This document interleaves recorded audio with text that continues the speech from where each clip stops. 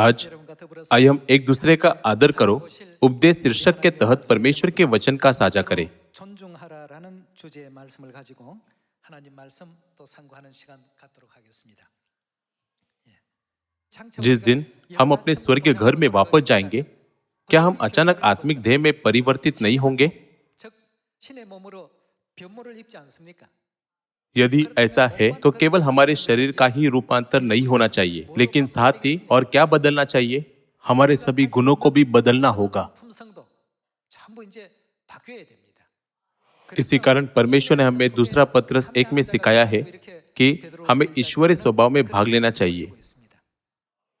आइए हम बाइबल के द्वारा नजर डालें और माता की शिक्षाओं की पुष्टि करें, जो चाहती है कि हम दूसरों का आदर करें, और स्मरण रखें कि हमें इस तरह के चरित्र में परिवर्तित होना चाहिए। 한번 살펴보도록 하겠습니다. 물론 इस तरह का स्वभाव रखना आसान नहीं है, 과정이 쉽지만은 않습니다. 그러나 फिर भी क्या हमें कठिनाई से बचने की कोशिश करने के बजाय कठिनाई से गुजरना नहीं चाहिए? आइए हम दूसरा पत्रस अध्याय 1 आयत 3 में इस शिक्षा को देखें। 보도록 하겠습니다. क्योंकि उसकी ईश्वरीय सामर्थ्य ने सब कुछ जो जीवन और भक्ति से संबंध रखता है, हमें उसी की पहचान के द्वारा दिया है, जिसने हमें अपनी ही महिमा और सद्गुण के अनुसार बुलाया है, जिनके द्वारा उसने हमें बहुमूल्य और बहुत ही बड़ी प्रतिज्ञाएं दी है, ताकि इनके द्वारा तुम उस राह से छूटकर जो संसार में बुरी अभिलाषाओं से होती है, हम किस प्रकार के स्वभाव में सहभागी हो जाए। जब हम शरीर को उतारेंगे तो हमारी देह बदल जाएगी और हमारे पास कोई और शारीरिक देह नहीं होगी। जब हम अपनी आत्मिक देह में होते हैं तो हमारे मनों को भौतिक चीजों से नहीं बनना चाहिए, हमारे शरीर को ही केवल नहीं बदलना चाहिए। इसलिए लिखा है, ताकि ईश्वरीय स्वभाव के सहभागी हो जाओ। आयत 5, इसी कारण तुम सब प्रकार का यत्न करके अपने विश्वास पर क्या? सद्गुण। विश्वास पहला और सबसे महत्वपूर्ण है। परमेश्वर ने कहा कि हमें विश्वास की नींव के ऊपर सद्गुण को जोड़ना चाहिए। और सद्गुण पर क्या? समझ। और समझ पर क्या? संयम। परमेश्वर ने हमें संयम रखने को कहा। यदि हमारे पास संयम नहीं है और ऐसे काम करें जो अनुचित है, तो हमारा स्वभाव अधूरा रहेगा और हम स्वर्ग के राज्य में नहीं जा सकते। परमेश्वर द्वारा स्थापित अनंत स्वर्गीय राज्य हमारे घर में लौटने के लिए हमारे पास ईश्वरीय स्वभाव होना चाहिए, जैसे स्वर्गदूतों के पास अपने स्वर्गदूतों का स्वभाव होता है। आइए हम आयत 6 के साथ जारी रहे। और समझ पर क्या? संयम। और संयम पर क्या? धीरज। और धीरज पर क्या? भक्ति। हमें अपने विश्वास के जीवन में इन सभी को प्राप्त करने की आवश्यकता है। आयत 7, और भक्ति पर क्या? भाईचारे की प्रीति। और भाईचारे की प्रीति पर क्या? प्रेम बढ़ाते जाओ, क्योंकि यदि यह बातें तुम में वर्तमान रहे और बढ़ती जाए तो तुम्हें हमारे प्रभु यीशु मसीह की पहचान में निकम्मे और निष्फल न होने देगी। क्योंकि जिसमें यह बातें नहीं, वह क्या है? वह आत्मिक रूप से अंधा है और धुंधला देखता है। यदि कोई यह सिखाता है कि हमें सभी को उद्धार पाने के लिए बस सबत का दिन और फसह मनाना चाहिए, लेकिन यह नहीं सिखाता कि हमें इस प्रकार के ईश्वरीय स्वभाव की आवश्यकता है, तो वह व्यक्ति अंधा है, वह धुंधला देखता है। धुंधला देखने का मतलब है कि वह भविष्य में होने वाली बातों को नहीं देख सकता और अपने पिछले पापों से धुलकर शुद्ध होने को भूल बैठा है।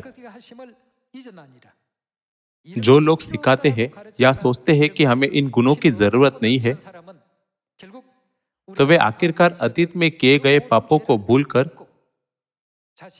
मूर्खतापूर्ण कार्य करेंगे और अपने आप को धर्मी ठहरेंगे।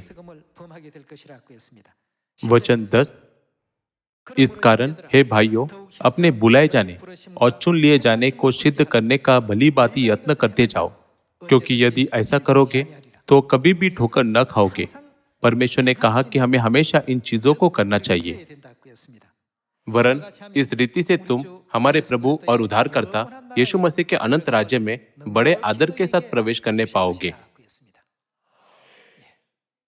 सत्य में आने के बाद हमें सबसे पहले जो काम करना है वह है हमारे विश्वास को बढ़ाना।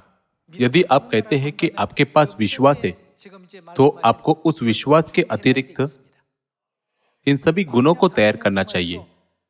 जंगल में 40 वर्षों की लंबी यात्रा के दौरान वे लोग मिस्री या कुछ अन्य लोग नहीं थे, लेकिन इजरायली थे जो परमेश्वर पर विश्वास करते थे। फिर वे जंगल में क्यों नष्ट हो गए? हमें इसके बारे में सावधानी से सोचने की जरूरत है। जो लोग ईश्वरीय स्वभाव की शिक्षाओं को अभ्यास में लाते हैं, वे परमेश्वर के अनंत राज्य में एक शाही स्वागत प्राप्त करेंगे। कुछ लोग सोच सकते हैं, परमेश्वर का सत्य इतना अच्छा है कि हमें स्वर्ग जाने के लिए इन गुणों की आवश्यकता नहीं है ना? हमें इन गुणों की भी आवश्यकता है। यदि तुम्हारी धार्मिकता शास्त्रियों और फरीसियों की धार्मिकता से बढ़कर ना हो, तो क्या होगा? तुम स्वर्ग के राज्य में कभी प्रवेश करने न पाओगे। क्या आपको लगता है कि यीशु ने यह कहा था? उन्होंने कहा, तुम प्रवेश नहीं कर सकते क्योंकि तुम वास्तव में नहीं कर सकते। मसीह की सभी शिक्षाएं और वचन सत्य है। यदि हम उन गुणों को विकसित नहीं करते, तो हम स्वर्ग में प्रवेश नहीं कर सकते। परमेश्वर हमें फिर से जन्म लेने के लिए नेतृत्व कर रहे हैं, ताकि हम उनके राज्य में एक शाही स्वागत प्राप्त कर सके। हमें यह हमेशा याद रखना चाहिए। आपको यह कहने की जरूरत नहीं है कि दुनिया इन शिक्षाओं के अनुसार क्यों नहीं जीती, क्योंकि हम वे लोग नहीं हैं जो संसारिक वस्तुओं का पीछा करते हैं, बल्कि वे लोग हैं जो स्वर्गीय चीजों का पीछा करते हैं। तो क्या परमेश्वर हमें यह नहीं सिखा रहे हैं कि हम कैसे परमेश्वर के राज्य में एक शाही स्वागत प्राप्त कर सकते हैं? इसलिए दूसरों का आदर करना कुछ ऐसा है जो हमें ईश्वरीय सभा में भाग लेने के लिए करना चाहिए। जब हम ऐसा करते हैं, तभी परमेश्वर के चरित्र में बदलने की संपूर्ण प्रक्रिया पूरी हो सकती है। मैं संयम कैसे रख सकता हूँ? मैं धीरज कैसे प्राप्त कर सकता हूँ? मैं भाईचारे की प्रीति को कैसे अभ्यास में ला सकता हूँ? जब परमेश्वर हमसे प्रेम बढ़ाने के लिए कहते हैं, तो हमें सोचना चाहिए कि मैं उस प्रेम को पूरी तरह से कैसे प्राप्त कर सकता हूँ जो परमेश्वर ने कहा। इसे प्राप्त करने का एक आसान तरीका यह है कि यह सभी गुण तब प्राप्त हो सकते हैं जब हम एक दूसरे का आदर करें। हम स्कूल में होने वाली हिंसक अपराधों और धमकाने को और कार्यस्थल की हिंसा को भी देखते हैं। यह इसलिए होता है क्योंकि लोग नहीं जानते कि एक दूसरे का आदर कैसे करना है या एकजुट कैसे होना है। ये चीजें इसलिए होती है क्योंकि उनमें एक दूसरे के प्रति आदर की कमी होती है। लोग एक नहीं बनते क्योंकि वे केवल अपने खुद के फायदे के लिए काम करते हैं और एक साथ काम नहीं करते। भले ही वे लोग ऐसा करते हैं, लेकिन क्या हमें हर दिन अपने हृदयों में परमेश्वर के वचनों को उत्कीर्ण नहीं करना चाहिए और हमें दिए गए मार्ग पर नहीं चलना चाहिए? स्वर्गीय माता ने एक बार फिर इस बात पर जोर दिया, वरन इस रीति से तुम हमारे प्रभु और उद्धारकर्ता यीशु मसीह के अनंत राज्य में बड़े आदर के साथ प्रवेश करने पाओगे। माता की बात सुनते हुए एक बार फिर हमारे हृदय पर माता के वचनों को अंकित करते समय मेरे मन में दूसरा पत्रस अध्याय 1 में ईश्वरीय स्वभाव के बारे में शिक्षा याद आ गई। मैंने सोचा हमें वास्तव में ऐसा बनना है। मैंने सोचा चूंकि हम ऐसा नहीं कर रहे हैं और बदले बिना परमेश्वर के राज्य में प्रवेश नहीं कर सकते, तो परमेश्वर हमें एक ही शिक्षा को दोहराते हुए 1 बार, 2 बार, 3 बार और 10 बार भी सिखाते हैं। आइए हम इफिसियों अध्याय 4 पर जाए। अध्याय 4 आयत 21। वरन तुमने सचमुच उसी की सुनी और जैसा यीशु में सत्य है उसी में सिखाए भी गए कि तुम पिछले चाल चलन के पुराने मनुष्यत्व को जो बरमाने वाली अभिलाषाओं के अनुसार भ्रष्ट होता जाता है, क्या करो? उतार डालो। यदि हमने पहले दुनिया का ईर्ष्या से भरे विचारों से पीछा किया, जैसे यदि मुझे लोगों को कष्ट देना पड़े तो मैं कैसे खुश रह सकता हूँ? हमें अब पुराने मनुष्यत्व को उतार देना चाहिए और अपने मन के आत्मिक स्वभाव में नए बनते जाओ और नए मनुष्यत्व को पहन लो, जो परमेश्वर के अनुरूप सत्य की धार्मिकता और पवित्रता में सृजा गया है। आयत 25 से परमेश्वर हमें नए मनुष्यत्व को पहनने का मार्ग सिखाते हैं। आइए हम ध्यान से देखें ताकि हम ईश्वरीय स्वभाव में भाग ले सके और परमेश्वर के राज्य में एक समृद्ध स्वागत प्राप्त कर सके। आयत 25, इस कारण झूठ बोलना छोड़कर हर एक अपने पड़ोसी से सच बोले, क्योंकि हम आपस में एक दूसरे के अंग हैं। क्रोध तो करो पर पाप मत करो। सूर्य अस्त होने तक तुम्हारा क्रोध न रहे और न शैतान को अवसर दो। चोरी करने वाला फिर चोरी न करे, वरन भले काम करने में अपने हाथों से परिश्रम करे, इसलिए कि जिसे प्रयोजन हो उसे देने को उसके पास कुछ हो। हमें पश्चाताप करना चाहिए और भले काम करने में अपने हाथों से परिश्रम करे, इसलिए कि जिसे प्रयोजन हो उसे देने को उसके पास कुछ हो। कोई गंदी बात तुम्हारे मुंह से न निकले। हमें अपने मुंह से कुछ भी हानिकारक या अपमानजनक न निकल देना चाहिए, पर आवश्यकता के अनुसार वही निकले जो उन्नति के लिए उत्तम हो, ताकि उससे सुनने वालों पर क्या हो? अनुग्रह हो। परमेश्वर के पवित्र आत्मा को शोकित मत करो, जिसे तुम पर छुटकारे के दिन के लिए छाप दी गई है। सब प्रकार के कड़वाहट और प्रकोप और क्रोध और कलह और निंदा सब भेदभाव समेत तुमसे दूर की जाए। हमें उनका क्या करना चाहिए? हमें उन सब से छुटकारा पाना चाहिए। हमारे सभी बुरे गुणों का त्याग करना चाहिए जो हमारे पास अतीत में थे। आयत 32, एक दूसरे पर कृपालु और करुणामय हो, और जैसे परमेश्वर ने मसीह में तुम्हारे अपराध क्षमा किए, वैसे तुम भी एक दूसरे के अपराध क्षमा करो। हम यहाँ समझ सकते हैं कि अनंत स्वर्गीय दुनिया जहाँ हम जा रहे हैं क्यों एक अद्भुत जगह है। ये ऐसे गुण है जो स्वर्गदूतों की दुनिया में सभी स्वर्गदूतों और स्वर्गीय प्राणियों के पास है। तो क्या इस कारण से परमेश्वर ने हमें खुद को धर्मी के रूप में प्रशिक्षित करने रहने के लिए नहीं कहा, ताकि हम स्वर्ग में प्रवेश करने से पहले इस ईश्वरीय स्वभाव को प्राप्त कर सके? आइए हम अध्याय 5 आयत 1 पर जाए। इसलिए प्रिय बालकों के समान किसका अनुकरण करने की आवश्यकता है? चूंकि हमें इस ईश्वरीय स्वभाव को सीखने की आवश्यकता है, इसलिए यह लिखा गया है, परमेश्वर का अनुकरण करो। आयत 2, और किसमें चलो? प्रेम में चलो, जैसे मसीह ने भी तुमसे प्रेम किया। प्रेम में चलो। यदि हम अभी भी किसी के प्रति घृणा या ईर्ष्या रखते हैं, तो इसका मतलब है कि भले ही हम नई वाचा का सत्य जानते हैं, लेकिन हमने अभी तक नई वाचा के अर्थ को पूरी तरह से नहीं पचाया है।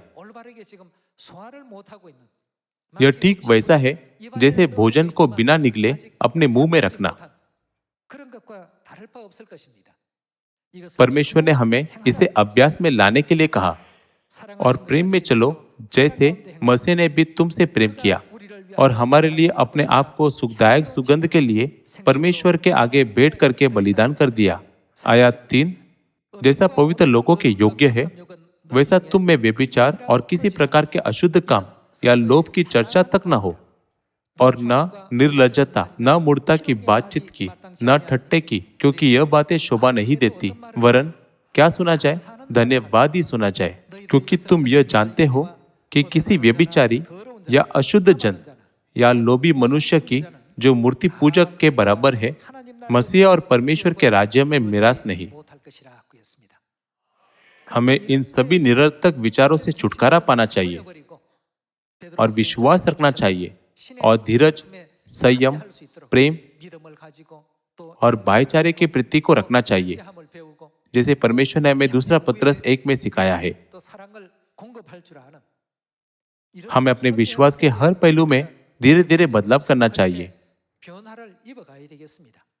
वचन 6, कोई तुम्हें व्यर्थ बातों से धोखा न दे, क्योंकि इन्हीं कामों के कारण परमेश्वर का क्रोध आज्ञा न मानने वालों पर भड़कता है। इसलिए तुम उनके सहभागी न हो, क्योंकि तुम तो पहले अंधकार थे, परंतु अब प्रभु में ज्योति हो। अतः ज्योति की संतान के समान चलो। आयत 9, क्योंकि ज्योति का फल सब प्रकार की भलाई और धार्मिकता और सत्य है। और यह अपर को कि प्रभु को क्या भाता है। अंधकार के निष्फल कामों में सहभागी न हो, वरन उन पर मतलब अंधकार के कार्य पर उल्हाना दो। हमें वह बनना चाहिए जो जानते हैं कि थोड़ा थोड़ा करके परमेश्वर में कैसा निवास करे। हमें एक दूसरे का आदर करना चाहिए और स्वर्गीय परिवार के सदस्य बनना चाहिए जो दूसरों को खुद से बेहतर मानते हैं। आइए हम रोमियो अध्याय 12 वचन 8 देखें। जो उपदेशक हो वह उपदेश देने में लगा रहे, दान देने वाला उदारता से दे, जो अगुवाई करे वह उत्साह से करे, जो दया करे वह हर्ष से करे। प्रेम निष्कपट हो, बुराई से घृणा करो, भलाई में लगे रहो। भाईचारे के प्रेम से एक दूसरे से स्नेह रखो। और हमें क्या करना चाहिए? परस्पर आदर करने में एक दूसरे से बढ़ चलो। परमेश्वर ने कहा कि हमें एक दूसरे का आदर करना चाहिए। हमें एक दूसरे का आदर कैसे करना चाहिए? आदर करने में एक दूसरे से बढ़ चलो। हमें यह नहीं सोचना चाहिए क्योंकि वह व्यक्ति उतना प्रतिभाशाली नहीं है जितना मैं हूं, तो उसे मुझसे सीखने की जरूरत है। हम परिवार है जो स्वर्ग जा रहे हैं। आइए हम आयत 10 के साथ जारी रहे। भाईचारे के प्रेम से एक दूसरे से स्नेह रखो, परस्पर आदर करने में एक दूसरे से बढ़ चलो, प्रयत्न करने में आलसी न हो, आत्मिक उम्मीदों में भरे रहो, प्रभु की सेवा करते रहो, आशा में आनंदित रहो, क्लेश में स्थिर रहो, प्रार्थना में नित्य लगे रहो। पवित्र लोगों को जो कुछ आवश्यक हो उसमें उनकी सहायता करो, पहुनाई करने में लगे रहो। अपने सताने वालों को आशीष दो, श्राप ना दो। आनंद करने वालों के साथ आनंद करो और रोने वालों के साथ रो। आपस में एक सा मन रखो, अभिमानी न हो, परंतु दीनों के साथ संगति रखो और अपनी दृष्टि में बुद्धिमान न हो। बुराई के बदले किसी से बुराई न करो। जो बातें सब लोगों के निकट भली है उनकी चिंता किया करो। जहां तक हो सके तुम भरसक सब मनुष्य के साथ क्या रखो? मेल मिलाप रखो। परमेश्वर ने हमें एक दूसरे के साथ मेल मिलाप और सामंजस्य में रहने के लिए कहा है। आयत 19, हे प्रियो, बदला ना लेना, परंतु परमेश्वर के क्रोध को अवसर दो, क्योंकि लिखा है, बदला लेना मेरा काम है, प्रभु कहता है, मैं ही बदला दूंगा। यह वचन व्यवस्था विवरण अध्याय 32 में दिए गए हैं, है ना? परंतु यदि तेरा बहरी भूखा हो तो उसे खाना खिला, यदि प्यासा हो तो उसे पानी पिला, क्योंकि ऐसा करने से तू उसके सिर पर आग के अंगारों का ढेर लगाएगा। बुराई से न हारो, परंतु भलाई से बुराई को जीत लो। हम सियोन के विश्वास के परिवार के सदस्य को इस तरह के मार्ग पर चलना चाहिए। हमें यह केवल जानना नहीं चाहिए और इसे अमल में लाने में असफल नहीं होना चाहिए, लेकिन हमें यह सोचकर बाइबल की सभी शिक्षाएं परमेश्वर की आज्ञाएं हैं, क्या करना चाहिए? हमें आदर करने में एक दूसरे से बढ़ चलना चाहिए। सभी लोगों, आइए हम एक उदाहरण लें। मान लीजिए कि एक परिवार में 3 बच्चे हैं। अन्य 2 की तुलना में सबसे छोटी बहन होशियार या मिलनसार नहीं है। क्या होगा यदि सबसे बड़ी बहन, जो बेहद प्रतिभाशाली है, सबसे छोटी बहन से कहती है, तुम इतनी मूर्ख क्यों हो? क्या वह वास्तव में ऐसा कहेगी? इसके बजाय सबसे बड़ी बहन क्या करेगी? चाहे अन्य लोग उसके बारे में बुरी बात करें, तो क्या वह सबसे छोटी बहन को बेहतर करने के लिए सांत्वना और प्रोत्साहन नहीं देगी? इस तरह से हमें एक दूसरे के प्रति कार्य करना चाहिए। हमें एक दूसरे का आदर करना चाहिए। सभी लोगों, क्या आप हंस क्रिश्चियन एंडरसन को जानते हैं? वह बदसूरत बदक का बच्चा का लेखक है। उसने यह भी लिखा, द लिटिल मैच गर्ल। ऐसा कहा जाता है कि जब एंडरसन छोटा था तो उसे अन्य बच्चों द्वारा हमेशा तंग किया जाता था। यह इसलिए था क्योंकि वह थोड़ा बदसूरत था और उसका परिवार बहुत गरीब था। इतनी प्रतिकूल परिस्थितियों में होने के बावजूद क्या उसने निराश होने के बजाय कहानियां को नहीं लिखा? कहानियां लिखने की बात करें तो वह किसी और से बेहतर था। दुनिया भर में सभी लोग एंडरसन का नाम जानते हैं, लेकिन कोई भी उन बच्चों के नाम नहीं जानता जिन्होंने उसका मजाक उड़ाया था। सभी लोगों, क्या आप सहमत नहीं हैं? जब एंडरसन को बाद में उसके जीवन में पूछा गया, आप इतने सफल कैसे बन सके, तब उसने कहा, मैं बदसूरत बदक का बच्चा लिख सका क्योंकि मैंने खुद अनुभव किया कि बदसूरत होना कैसा था। और वह द लिटिल मैच गर्ल लिख सका क्योंकि उसने गरीबी का अनुभव किया था। उसने कहा कि उसकी प्रतिकूल परिस्थिति ने उसे महान बना दिया। यह कहने के बजाय मेरी परिस्थिति अच्छी नहीं है, इसलिए मैं इस प्रकार का स्वभाव में बदल नहीं सकता। हमें कहना चाहिए, चूंकि यह हमारे पिता और माता ने मुझे करने के लिए कहा, तो मैं उनकी शिक्षा का पालन करूंगा। जब तक हमारे पास यह दृढ़ संकल्प है, तो हम महान शख्सियत बन जाएंगे, जिनके नाम हमेशा के लिए चमकेंगे। भले ही हमारी वर्तमान स्थिति एंडरसन की तरह प्रतिकूल हो। इसका मतलब यह नहीं है कि हम एक अच्छा काम सिर्फ इसलिए करेंगे क्योंकि हमारा परिवेश अच्छा है। सभी लोगों, न्यूजीलैंड में कीवी नामक पक्षी है। उनके पास पंख है। भले ही उनके पास पंख है, वह उड़ नहीं सकते। न्यूजीलैंड में कीवी की प्राकृतिक दुश्मन नहीं है। ऐसा इसलिए नहीं है कि कीवी उकाब की तरह शिकार का पक्षी है, लेकिन वे इस कारण से उड़ नहीं सकते हैं क्योंकि उनके पास कोई प्राकृतिक दुश्मन नहीं है। चूंकि उनका भोजन उनके चारों ओर पाया जाता है, तो उन्हें केवल अपने सिर को मोड़ने की आवश्यकता होती है। इसलिए वे उड़ान भरने के बजाय चलना पसंद करते हैं।